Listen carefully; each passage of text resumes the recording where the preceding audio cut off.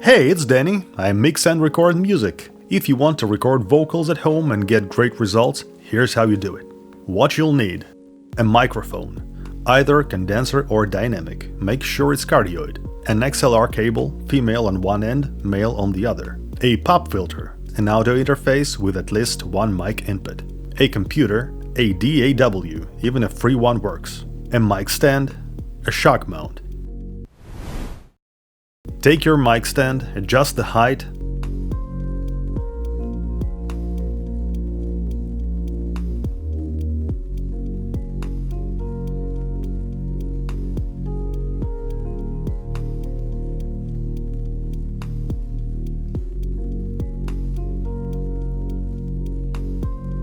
and mount the microphone so the capsule sits right in front of your mouth. Different microphones attach differently, but these are the most common ways.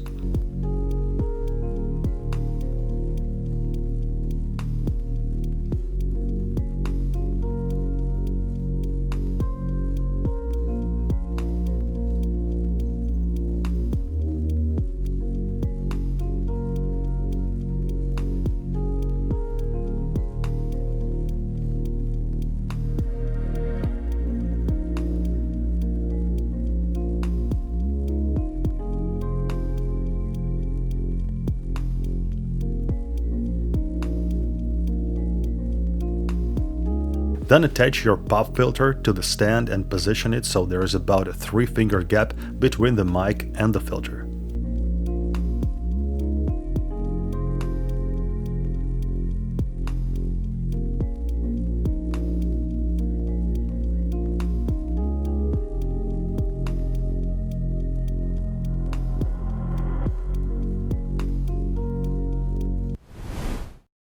This is the hardest and most important part. If your room isn't acoustically treated, and it probably isn't, don't record in an empty space. The more soft furniture, couches, chairs, beds, the better. The worst spots in a typical room are the exact center and right next to windows. A better spot is somewhere in the blue area of this rectangle. Don't face the walls directly, try to record at an angle, either toward the corner or toward the room. Try both positions and record some loud vocal takes in each, to hear in which one the microphone picks up more reflections. Since you probably won't be building acoustic panels, do this instead. Make a DIY vocal shield using thick feather pillows, about 15 to 20 centimeters or 6 to 8 inches thick. Place them around and behind the microphone so they block the sides and the front. Ideally, also place something behind the singer, but that part is optional. Some ideas for you: a medical privacy screen with pillows attached, or a bookshelf, plus 2 stands with pillows. Improvise, it doesn't have to be fancy. Also, place a soft rug under the mic stand if you can. It will help with some floor reflections and prevent your footsteps from transferring into the mic. In the end, your recording spot will look either like this or like this. This setup gives you enough absorption in a room that already has a couch or other soft furniture, while still keeping some natural liveliness, something you'd lose in a small vocal booth. Stay away from windscreens, also known as vocal shields. They only block high frequencies, so what you get is a muddy, low-mid-heavy sound and an exaggerated proximity effect. Thick pillows are preferable because they work better at lower frequencies. For the same reason, I advise you not to treat your room acoustically with thin acoustic foam. Now plug one end of your XLR cable into the microphone and the other into the mic input of your audio interface. If you're using a condenser mic, turn on 48V phantom power on your interface or on an individual channel of the interface. When switching phantom power on, mute your speakers to avoid loud pops. For this tutorial, I'll be using the DAW I normally work in, which is Reaper, plus a free option I found for you, Waveform Free DAW by Traction. But the steps are nearly identical in any software. Go into your DAW audio settings. Select your audio interface and choose ACO drivers. Enable the available inputs. Click OK or Apply.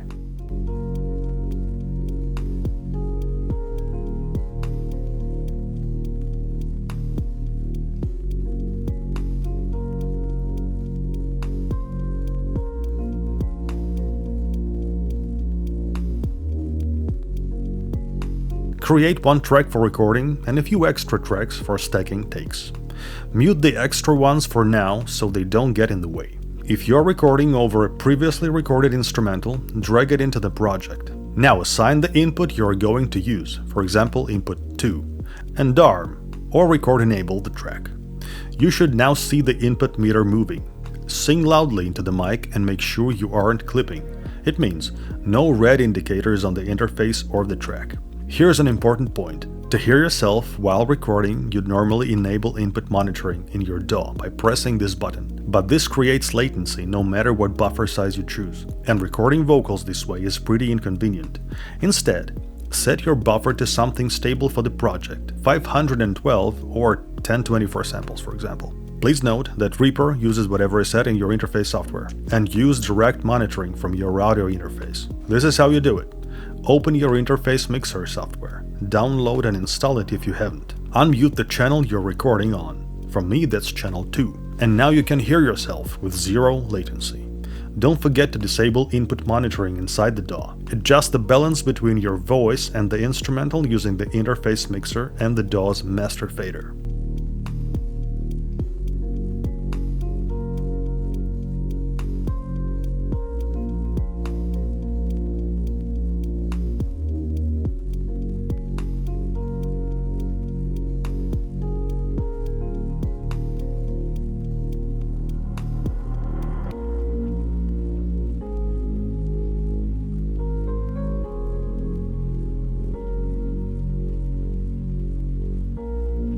A small trick if your interface doesn't have built-in DSP effects. Mine doesn't. But you want a bit of reverb to help you sing more comfortably. You can add a reverb plugin to your recording track and turn the mix or wet knob all the way up.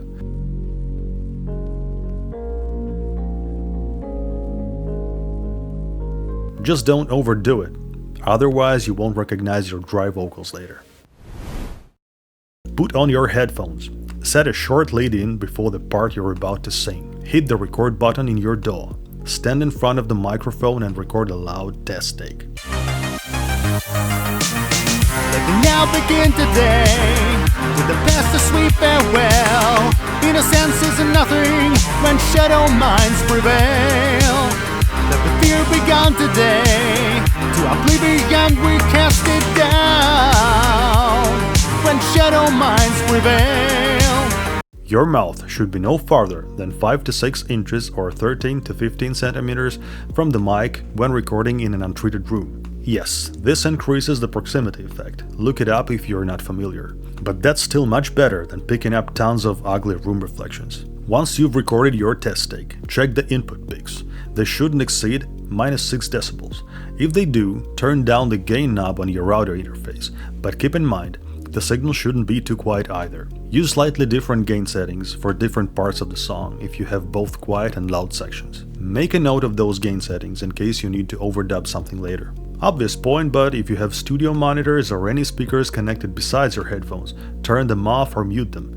Otherwise, they'll bleed into the mic. When recording a song, if there's no specific reason to capture just a single vocal take, for the verses it's a good idea to record at least one extra take. The goal is to sing it as close to the main take as possible. For choruses, it's better to record 2 additional doubles besides the main one, and also 1 or 2 harmony takes.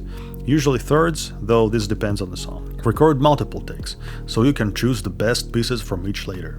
This process is called comping. Try recording with one ear uncovered if you struggle with pitch or feel uncomfortable. Hearing your voice naturally in the room with one ear often helps more than hearing it fully through headphones. Just remember to pan your entire mix into the ear you're using so the music from the unused ear doesn't spill into the microphone. Record while standing, your diaphragm works better that way. Use closed back headphones, not open backs, because open backs bleed into the mic. Okay, that's it. If this was helpful, please give it a like, subscribe if you want to, and I'll see you next time.